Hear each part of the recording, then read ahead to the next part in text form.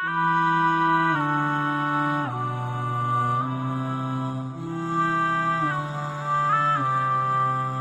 on. These relationships that you think are so awesome, and you know why? And I'll fill you in a little. I'll fill you in, especially the teenagers in the audience and the young people in the audience who kind of just recently kind of shot an email and somebody emailed them back, and a little Facebook thing happened, and a little wink and a little there in the playground, even though it's a separate school. But in recess, you saw each other like and like a little bit of that happened. Let me just fill you in a little.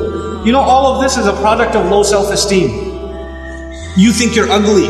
So if a guy thinks you're cute, you're like, really? I'm beautiful? You have low self-esteem. You think nobody's going to like you, nobody's going to want to marry you, and all of that stuff. And on the other hand, the guy, we don't have good friendships and good relationships, and we're looking for something. And most of the guys, I don't have to tell you what's going on in your head. You and I have ijma' on this issue. The things that go on in our head. There's no reason for me to explain all of that to you. But just because you have raging hormones and you're like daydreaming about girls and things like that, it doesn't mean that you're in love. It just means that you haven't controlled your temptations yet. And you're ruining somebody's life. You're ruining an entire family. You realize what you're doing? And you call it love? You tell me if she was like 50 pounds fatter, you still be in love? Because she's the same person, same ruh inside her jasad, right?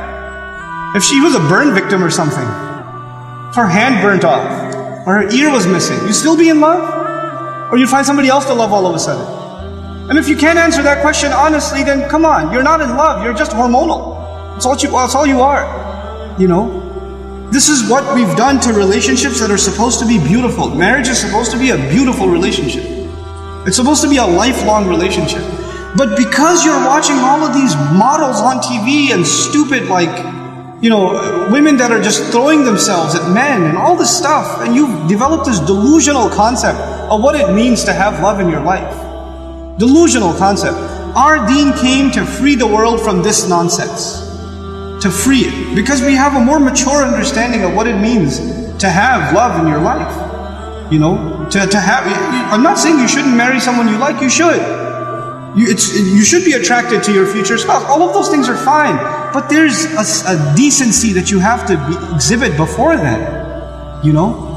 And if you're okay with talking to a girl like that, you should be okay with somebody talking to your sister. You're okay with that too? Not if you have any ounce of decency left inside you. If you do, then this is how we have to end these things.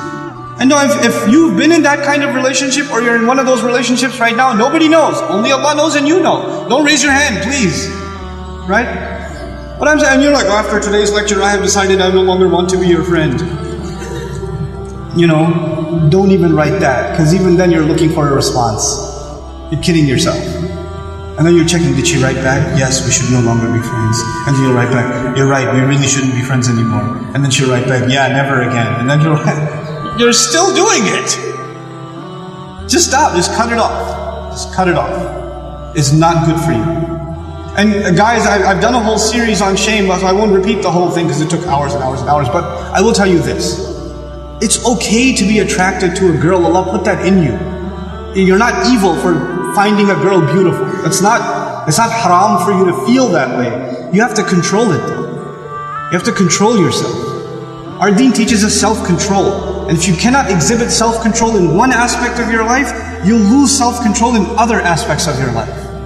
Same thing for you. Same thing for you. Control yourself. Control your giggle. Control your overly friendly demeanor in certain situations. Don't be oblivious to, don't say we're just friends, or he's like a brother to me. If he ain't your brother, he ain't your brother. That's it. That's it. Either he's your brother, you share a mom, or he's not. And that's the end of it.